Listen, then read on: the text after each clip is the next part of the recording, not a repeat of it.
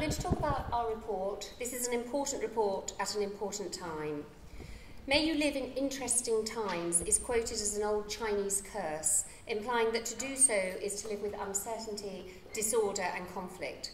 And we are certainly living in interesting times on many fronts.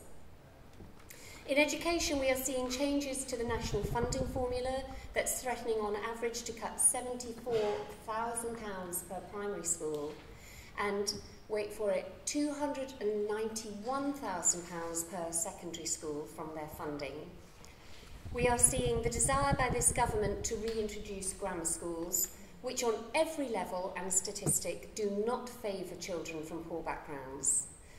I'm going to go on a little rant here. The number of pupils at grammar schools on free school meals is just 2.6% compared to a national average of 14.1%. And they certainly do not help children with special education needs. Only 0.04%, I don't even know how you begin to say how little that number is, are at grammar school on an education and healthcare plan. And when we look at SEND, so I'm going to use the word SEND, special educational needs and disability throughout. When we look at SEND learners without such a plan, but still with needs, many of whom will be dyslexic, only 3.4% find their way to a grammar school, despite there being 11% in the system. You can download our fact sheet from our website, which has got these and more damning statistics. We're facing a crisis in teacher recruitment, and equally important, a crisis in teacher retention, and all against a background of reform agendas, new national curriculum, multi-academy trust systems, new harder GCSEs and A-levels, with class numbers rising to 40. There's a lot going on. We see a never-changing litany of literacy statistics. We all know these statistics. We know 48% of offenders have a reading age below that of an 11-year-old.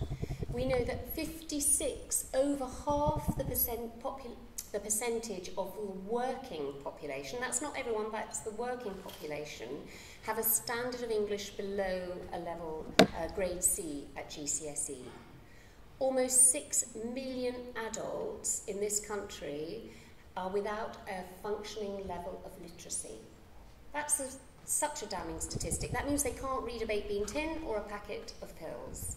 And possibly the most damning statistic is that the UK is the only economically developed country where 16 to 24-year-olds have the lowest literacy skills of any age group in society. That means that pupils coming out of our schools in recent times, despite all the funding initiatives and reports, are coming out with poorer literacy skills than others before them. Something is going wrong. It reflects a persistent group of learners who are not achieving required standards in reading, writing, speaking and listening. And it is this problem that we're trying to address with our report today. I'd like to highlight a few issues, knowing that all of those who haven't read the report already will rush home tonight to read it from cover to cover. Through the Looking Glass. Okay, the title we chose reflects the fact that within the educational world, we are led to believe exists one that is with a good quality teaching, fathers reading to their children and a love of reading being instilled in them. If we do those things, we can achieve 100% literacy, whatever that may mean. But through the Looking Glass, that world looks very different. Whilst we have analysed 21 major reports from leading think tanks, charities and government organisations, and looked at the emphasis and solutions they come up with for our literacy problems, and yes, we find fault, we sincerely recognise that the intent behind these reports is the same as ours.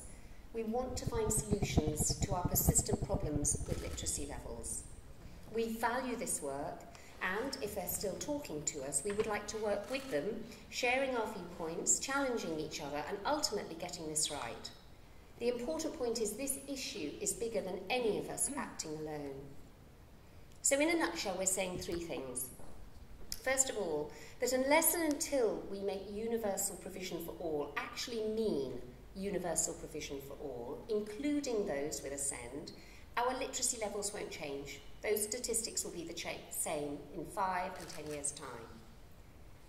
Now, when we talk about those with SEND, I guarantee you that for most of the population, they will think, for example, of somebody with Down syndrome or somebody in a wheelchair. And yes, those people do have a SEND or a disability.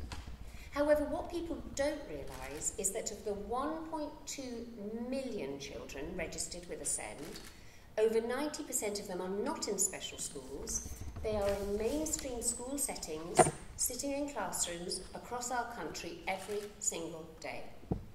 These invisible children need to be put on the agenda. Secondly, we're asking for clarity in our language and our approach. And why is this important? It's important because, especially in times of tight resources, it means we will spend our money wisely. We all know about disadvantaged children as being those on free school meals and the pupil premium funding that this earns them and their school. It's a socio-economic category, and yes, there's merit in recognising this group whose levels of attainment are below the general population. But this category needs more nuance. It leads to generalisations, to broad brush approaches. Poor children's parents don't value literacy. Actually, I know many parents on low incomes who value literacy greatly, take their children to libraries and read to them. I also know richer parents who never read to their children. When we look at attainment levels for those with SEND, as we do in Through the Looking Glass, we see that these are significantly below, never mind general levels of attainment, but if you look against those on pupil premiums, they do about half as well as that group. What we're asking for is for this group to be taken notice of. We're asking for funding for SEND to be ring-fenced and analysed in the same way that pupil premium money is. I have seen breakfast and homework clubs in action, and they're great. However, for a child struggling with literacy, extra time in school won't of itself make a difference, but an assessment of needs, targeted, evidence-based intervention delivered appropriately will. We have seen the impact that prioritising and celebrating pupil premium has had, and we need to do the same for those with SEND. We are asking for these children to be as important on the agenda alongside those children attracting pupil premium funds. I would say there is no greater disadvantage than being ignored as this group is. And this is where Chris tells me I've stolen his best line. Third, and finally, we are asking for yet more nuance and thought, for more clarity in our language. There are some children who will never achieve the arbitrary levels set by SATs and external exams in terms of literacy.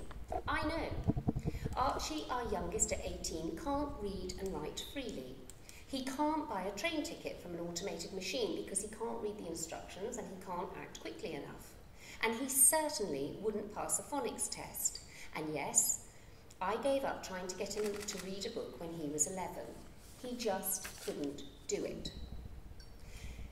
We wouldn't as a society take a child in a wheelchair and sit them at the start of a 100-metre running track and say to them, if you try really, really hard, if you practice over and over and again, you can catch up. You can run down that 100-metre track to the end. So why do we ask that of those children who have a fundamental difficulty with literacy, many of whom who will be dyslexic, to do just that? To sit in repeated classes, to try really, really hard, to take that phonics test again and again, to achieve something they just can't do. What we've done with our disabled athletes is to ask them to show us what they can do, and we've seen the power of this in our Paralympics.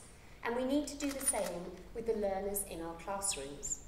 With the right support at school, with the right access arrangements for exams in place, we asked Archie what he knew about economics, maths and physics at A-level, not how well he could read and write, and he told us quite a lot. He told us that he knew enough to get an A in economics. Remember, he can't read and he can't write. He got an A in maths and a C in physics, and he's going off to Manchester University to read, or not read, economics and politics. My point is we need to stop asking some children to do tasks they just can't do, and instead of creating frustration and failure, we need to ask them what they can do. That way we will produce proud and fulfilled young adults who can make a real contribution to our society. We need to acknowledge these children exist, we need to allocate our resources appropriately, and we need to accept that there are complexities when it comes to disadvantage and SEND. like the fact that some children will never reach arbitrary levels. Before I introduce Chris Rossiter, Director of our charity, Driver Youth Trust, and author of this report, I'd like to thank the following people for their contributions and constructive feedback. That's Nancy Gegg, Anita Cohen-Nye, Wendy Lee, Daniel Baines, and all the staff at Driver Youth Trust and Not Dead Fish. And I'd like to now hand over